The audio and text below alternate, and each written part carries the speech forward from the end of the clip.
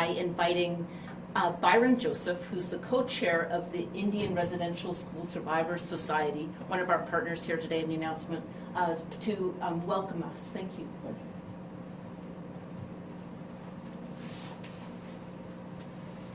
Siem Salquelum Queensna, Scope Mashtamoch, Tanoyab the Sequel, the CI, Tanoyab the Qualmoch, Chamoch, and the Stalmoch. Chichain the Kokolo, Tuchtata Smanat, Tatum with Taikons Wachucha Ada. Date Methta, Hechenak, the Sigmund Tomoch, Nahoy the Chase the Milk, the Egg, Oxen the Siegen, Quistimas, Tanoyab, the CIs.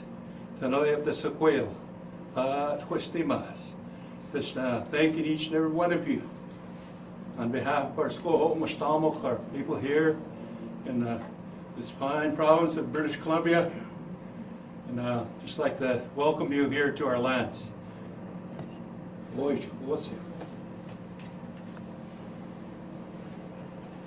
Thank you so much, Uncle. Very grateful to be here together with you. I'm also joined by my friend and colleague, Murray Rankin, the Minister of Indigenous Relations and Reconciliation, by Angela White, Executive Director of the Indian Residential School Survivors Society, along with Byron Joseph, co-chair, who you just met, and Colette Trudeau, Metis Nation BC Senior Director for Administration, Women and Youth. Welcome all. I first want to be very clear that today we're talking about Indian residential school survivors. To any survivors or intergenerational survivors, these are very hard conversations. If you're watching the live stream, I want you to take care of yourself. What we are talking about today will trigger difficult memories and cause distress. And I really encourage you to reach out to the very good people who are there to help at the residential school crisis line. The number is 866-925-4419. And I'll say that number again at the end of our presentation. The findings at the sites of former residential schools across Canada have been confirming of what we have been told for a very long time. They are heartbreaking, and they are revealing and terribly sad. It's a sharp reminder of the work we have to do, of the pain that takes many generations to heal, and a lot of hurt that is out there that we see every day in our country and our communities. It's important that we talk about it, and we keep sight of the supports that survivors and their families need to do that healing work today and into the future. I'm now going to invite Minister Rankin to talk a little bit more about this work.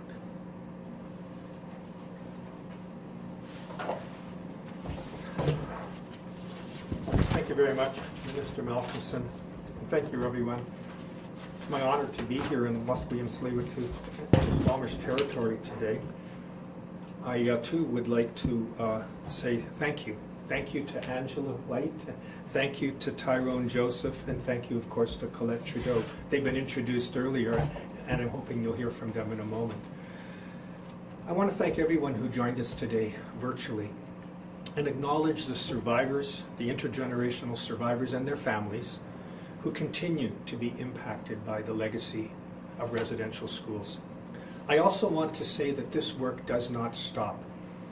Communities across British Columbia are doing the difficult but essential work to find answers for the generations of families that attended residential schools in this province. And I know, and you know, that there's much more work to be done, and there'll be many more difficult days ahead. We often talk about the history of residential schools, but survivors and their families and communities know it's not history. The impacts continue to this very day. So we respectfully, the province stands with residential school survivors, their families, and the communities who've been impacted by these recent events. But one of the things that the province, all of us, can do is make sure supports are in place for those who need them. We've heard from Indigenous service providers that they have seen a dramatic increase in demand for mental health and wellness supports. In June, our province announced $12 million for BC's Residential School Response Fund. And we've now allocated $1.5 million of that for Indigenous service providers to address the urgent needs for culturally safe and trauma-informed supports. The added funding will strengthen existing mental health and wellness and cultural support services across the province. And it will provide resources for ongoing engagement and supports for survivors, intergenerational survivors, and communities affected. With this funding, the Indian Residential Schools Survivor Society will enhance its 24/7 cultural support line. The Slotan Laylam Society will be able to provide more in-person health, wellness, and cultural supports. And Métis Nation BC will add resources to its Métis Counseling Connection program. It's so important for Indigenous people to have access to the supports that they can trust, supports that understand the impact of the residential school system. It's important that these services be Indigenous designed and Indigenous delivered. These Indigenous service providers are here for those that are struggling.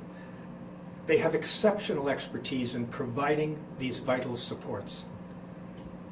The $12 million in funding from the province to support communities and survivors supplements what the federal government has in place, which of course the federal government has significant role to play going forward in this response.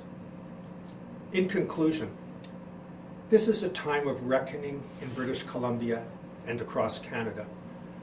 We must ensure as a government, as a society, and as individual British Columbians that we stand with Indigenous people and recognize the truth of our colonial system. This truth has long been known. It was well documented by the Truth and Reconciliation Commission.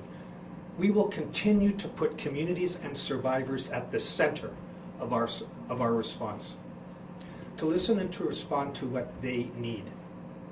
We must ensure communities, survivors, and intergenerational survivors are supported in this difficult period. We are approaching Orange Shirt Day on September the 30th. This is the day where, for the last number of years, we've acknowledged Canada's true history and have honored the strength and resilience of those that attended residential schools. The day when we say that every child matters. That is why we must take action and why we are taking action. Thank you. Je veux dire quelques mots en français aussi, s'il vous plaît. Aujourd'hui, on fait un annoncement pour une dépense de 1,5 million de dollars pour appuyer les organismes qui appuient les peuples autochtones, qui adressent leurs souffrances partout au Canada, mais surtout en Colombie-Britannique. On donne ces ressources pour appuyer ceux et celles qui travaillent fort, toujours, quotidiennement, pour appuyer les victimes des écoles résidentielles dans cette province. Et j'espère plus tard que je pourrai répondre aux questions posées. Thank you.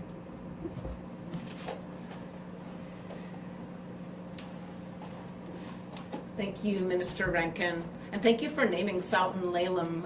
It's a fantastic addictions treatment and healing center right in my backyard in Snana's territory. And I know how hard that they work all year round, but particularly since the revolutions at Kamloops and beyond. And another fantastic organization that is truly saving lives and building, just stepping up even further their support is the Indian Residential School Survivor Society.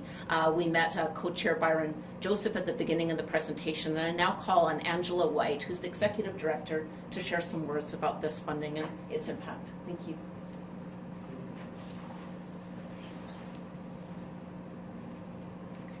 Good afternoon. Asiam Nisiaya Haitzek Nishkwalo and Muslimos Nanemoch, Anthnapa Hakumatuk, Anthnapa Angela White. I first off want to say how how gratuitous I am for the province in stepping up and taking a leadership role in ensuring the mental health needs of each and every one of our Indigenous people across this province is being taken into consideration. IRSSS has tirelessly gone through so many years over the past 20 years in ensuring that there is cultural safety and spaces for each person that extends a hand out when it comes to their own wellness journey. We support so many people along the way, and it will enhance so many different programs that we already have in force, such as the Missing and Murdered Indigenous Women and Girls, the Indian Day School, the Indian Day Scholar, the Two-Spirit LGBTQ community, as well as what Minister Rankin had said, the 24-hour crisis line.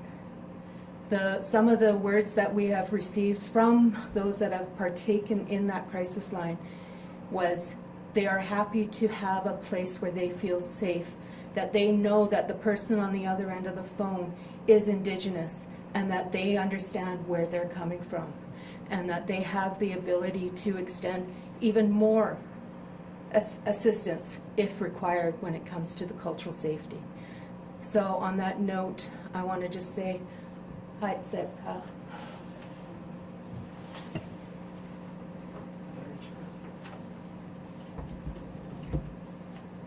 Thank you so much, Angela. Another strong Snuneymuxw woman from the White family. We're very lucky as a province to have you in leadership. I now invite Colette Trudeau, who is Senior Director for Administration, Women and Youth for Métis Nation, BC, to bring your remarks. Thank you.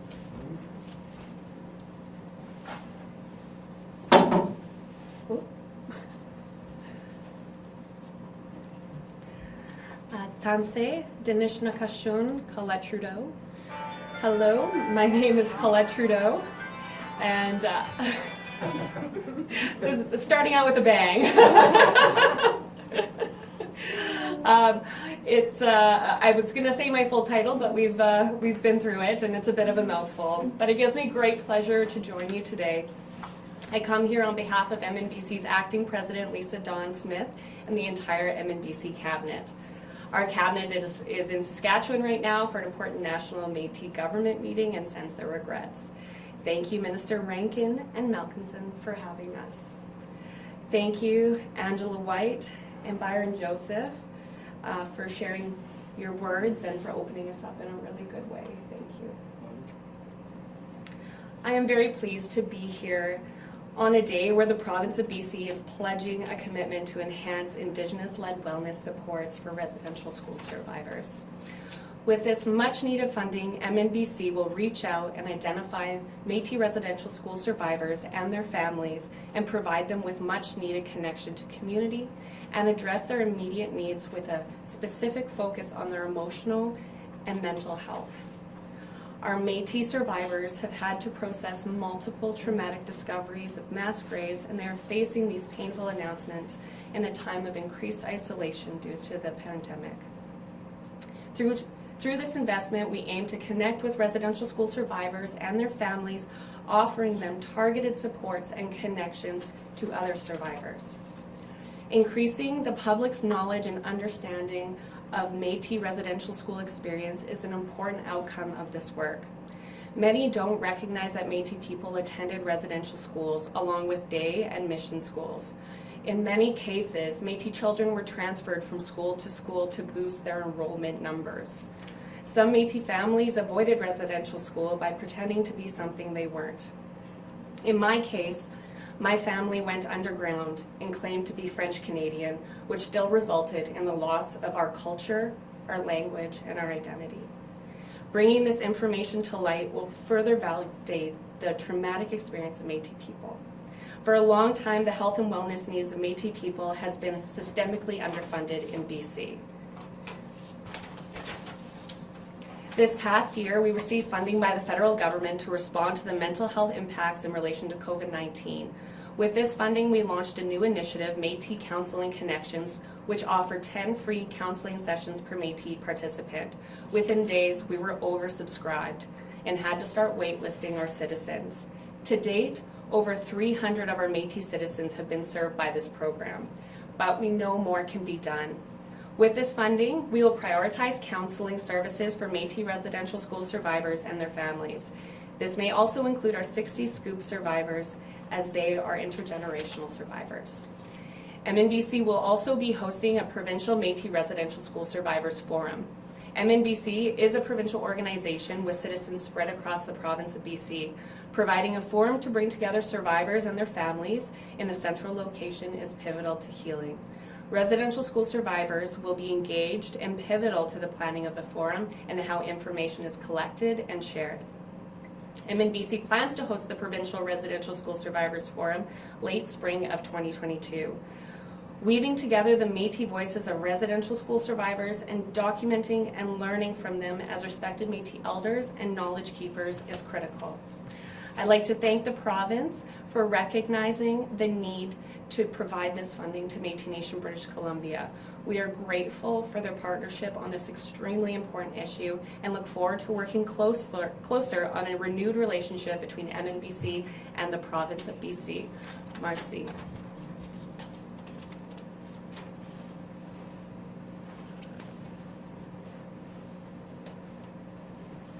Thank you so much to Métis Nation BC for standing with the province in this work. It's a vital partnership, and we're grateful that you are stepping up in this most challenging time.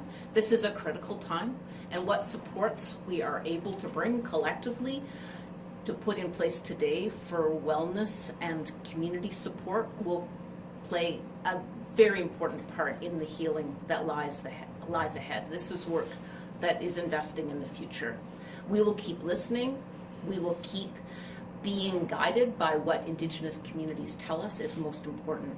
And mental, emotional, and cultural supports for survivors, intergenerational survivors, and communities are vitally important right now. And our province and our government, led by the Premier, is very honored to do this vital work at this crucial time. Again, I'd like to pass on the number for the residential schools crisis line. If you need help, please do reach out. You have very warm-hearted and very talented and respectful people waiting to support you. The number is 866-925-4419. We now welcome questions from the media. Thank you, Minister, and thank you to all our speakers. A reminder to reporters on the phone, please press *1 to enter the queue. That's *1 to ask a question. You will be limited to one question and one follow-up. Please also remember to take your phone off mute. You will not be audible until your name is called. Our first question today is from Lisa Cordasco, Vancouver Sun. Go ahead, Lisa. Thank you, everyone, for doing this today. I'd like to ask about these specifics. Can you give me a breakdown of the amount of dollars which is going to each organization and why these three organizations were chosen? Because obviously you can't cover everyone at once. I'm just wondering why these three are first. Thanks very much, Lisa. The monies are going technically to the First Nation Health Authority, which is doing such extraordinary work, but earmarked as follows. $750,000 of the $1.5 million is going to the Indian Residential School Survivors Society. $500,000 to the Slotan Lalem Society, and lastly, $250,000 to Métis Nation BC to expand the Métis Counseling Connection program. It's our view that these organizations have proven themselves as extraordinarily important in providing what Angela talked about, Indigenous-led, Indigenous-delivered services. People at the end of the phone is one aspect of their work, understanding the reality of residential school survivors, their families, and the trauma that the school system has created. Lisa, do you have a follow-up? Yes, thank you. Minister, this is part of the $12 million already pledged by the government. Can we expect to see similar announcements about how the rest of this money will be spent? Well, thank you. Thank you very much for that question. You're right. The government has, of British Columbia, supplementing the money, the millions of dollars that the federal government has provided to address this part of the Truth and Reconciliation calls to action. The province has put $12 million down. And it is money that is not time limited. It's money that can be taken up by nations as they see fit. There are 21 so-called caretaker communities in British Columbia, each which are the communities near the residential school in question. So for example, the Tecumloops-Chirupmuk in Kamloops is the caretaker community for that residential school, but are looking after the interests of other nations because, as you know, students came from far and wide to attend the residential schools in BC. So each of those 21 caretaker communities, as well as those dealing with the 3 main Indian residential hospitals in the province, they've been given $475,000, up to $475,000 to deal with the work that they are doing. The point is that this $1.5 million that's earmarked today, as I've described, is part of that $12 million that has been allocated. Something like $2.85 million to date has been taken up, but as I stress, this money is available, the remaining funds, and will be taken up as caretaker communities consider it when they've come to the decision as to how they wish to spend it, and the province will be working with them going forward to that end. Our next question is from Marcella Bernardo, News 1130. Hi there. You kind of answered one of my questions about the breakdown, but if you could maybe elaborate, I'm not sure if you can speak about this, but I heard Colette talking about how people had to go underground and the traumatic experiences. So maybe somebody could break down again what specifically is being done to help people resolve that trauma. Like if you could give us an example of somebody calls the crisis line, what support is offered to them. Thanks very much, Michelle. I think it's appropriate that I give the mic over to one of my colleagues to answer that. You can start. Sure. So thank you for your question. What's really critical, and again, it goes back to Angela's comments, it's about having someone on the other line who's Indigenous, who understands their lived experience, has cultural competency associated with having these types of conversations, and that empathy that comes with these conversations. So it's really about having someone who understands on the other side of the phone and can speak to and help people work through the traumas and have those difficult conversations and know that they're not alone. It's so often when I hear the story about people's families going underground, and again, my family's one of those families, and we look to our youth who are those who are really revitalizing our culture and our language. But it's working through those traumas and having appropriate supports so that in having those conversations, they're not further being they're not experiencing further trauma by having someone who doesn't truly understand. So I'll pass it over to Angela as well.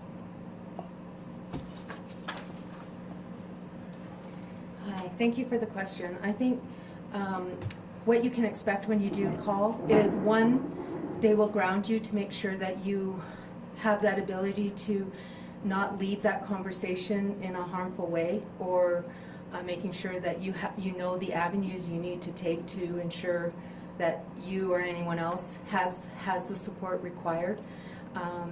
Part of what they also do is, if once they are grounded at our crisis line, if they require additional cultural support, we will then make sure that they are referred to the appropriate cultural person, and looking at after that discussion, matching them up with the right elder. And then that elder will take them through, whether it's in person now, that if they're doubly vaccinated, or on Zoom calls. A lot of our stuff has transitioned quite quickly to online counseling. And however, what we have found over the last 20 years is that cultural safety on the land, on the water, healing is what is most successful. Marcella, do you have a follow-up? Yeah, Joel, thank you very much.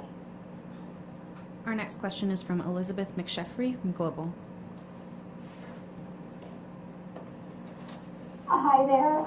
Of course, on September 30th, Canada is going to mark its first National Day of Truth and Reconciliation. And I know the government of BC did not declare that a statutory holiday here, I'm wondering if you can provide an update on how the consultation on that decision is going and whether that may change for next year. Thanks very much. I was so pleased when the federal government enacted the Truth and Reconciliation Day. I had involvement as a member of Parliament in a private member's bill suggesting that day be created as Orange Shirt Day. They've rechristened it National Truth and Reconciliation Day, and I'm delighted that the federal government and all those in the federally regulated private sector will be celebrating that day, or at least acknowledging that, taking that day to remember. As for British Columbia, all of the public sector employees and many of the school districts and municipality employees are going to have that day as well. But the consultations with the broader private sector are ongoing as we speak, and there will be no doubt announcements made over the next while as to how that unfolds in this province, just as is occurring across this country. Elizabeth, do you have a follow-up? Yes, thank you. This question is for either Ms. Weiss or Ms. Trio, whoever wants to weigh in. I'd just like to know what you'd like British Columbians to be thinking about, to be reflecting on September 30th. You know, some people will be off work, some people won't be off work, but how can we all mark that day in our own way?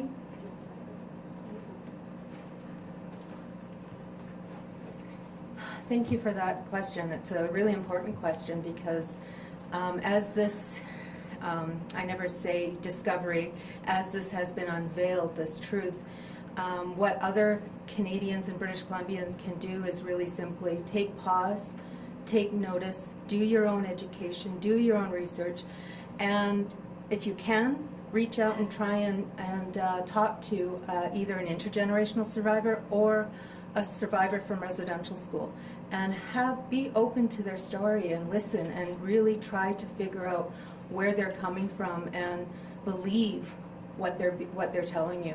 So many years have gone by for these survivors that they lived with the shame of not having people believe, because that's exactly what they were told, is that their stories were meaningless, that no one would ever believe them over a priest or a nun. So this is very vital. And I think if it's just the smallest step you can possibly do, wear some form of orange, just to acknowledge that you hear them, that you believe them, and that you see them. That's great. Our next question is from Susanna De Silva, CBC. Thank you very much. Just wondering, perhaps Ms. White could speak to a bit about the demand that you've seen for your services since that revelation, as was mentioned. What the demand has been like for your services. Thank you again. Immediately after the 215 announcement, I will say that we enacted the crisis line on our own and trying to figure out how we're going to do this, and a good portion of, I say the majority of the money that is provided is to ensure that this crisis line is up and running with the appropriate staff and qualified people to do so. What our numbers speak for themselves in that sense. Like I think it was 2 days after, for the next month and a half, our call line was averaging probably anywhere between the hours, and this is just based on the call log, between the working hours of 8:30 to 4:30, our call line was inundated with over 500 to 600 calls during those hours. That's not including the 4:30 to 8:30 during the night. When our crisis line workers were working at its peak, each person was averaging about 30 to 45 calls during the evening. It has now subsided, but it just goes to show the need, how necessary these places are, and I can't express enough for the province for stepping up to ensure that this line on its own can carry forward for the rest of this fiscal year. So I hope that answered your question. Susanna, do you have a follow-up? Yes, thank you. And sort of to continue to that, I mean, with Thursday approaching and, you know, there's discussions and a lot of events happening and recognition, are you sort of preparing for, again, sort of an increased demand? And is there more in the even shorter term that you need and going forward to continue to be ready for this year and the years going forward? I think we are as ready as we possibly can be. Our crisis line workers are separate from our resolution health support workers, and so they actually will monitor those phones leading up to and past September 30th. What we have done to prepare for this is we have about 30 full-time staff and about 36 cultural supports that aren't on a regular salary. And I'll let you know, each and every single one of those people are assigned to various organizations, events, and supports that have been requested, not just in this province of British Columbia, but we also have many virtual supports that have been requested from Ontario. And so we keep getting these last minute requests coming in, but unfortunately we just don't have that capacity to ensure that every single request is going to be met. But we have, I said, just moving forward, using parts of these dollars to get clinical therapists on staff so that they can actually start assisting and breaking the waiting game or the waiting period and the wait list for clinical therapists through the First Nations Health Authority, and just getting people used to sharing their story in a clinical environment so that once they do get assigned a full-time therapist, they are ready and willing and able to move forward on their wellness journey. Those are all the questions we have. Thanks for joining us.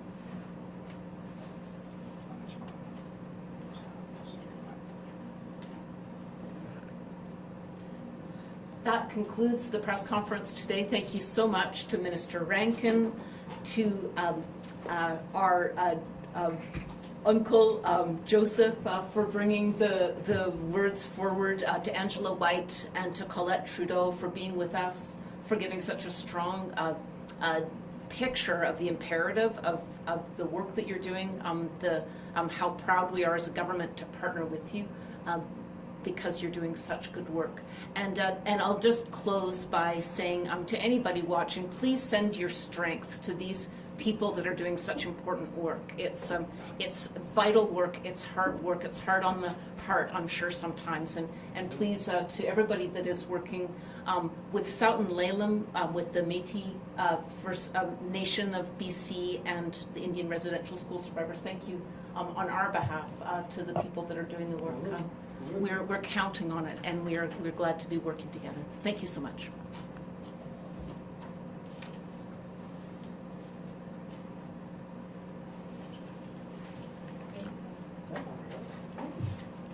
Rob? Thank you. Thank you, All right, friends. thank you so much. Well done. Great answers, you guys. You worked. Yeah. I did. Thank you so much. It's so nice to meet you. It's good to meet you. Thank you. That was a wonderful event. Thanks to you, we really got the message out, I think, to people who are watching. So, thank you for all of that.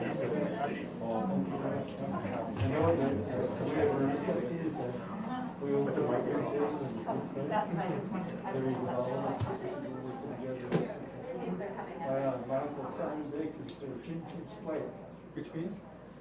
Simon Baker? Yeah. He's gone now. So Chin Slate, working together, we can make things happen. That's so great. Thank you so much. Thanks, guys. Thank you. Our colleague always says, Adam together. Thank you. Adam is, thank you for all the work this evening. Keep up the good work, you guys.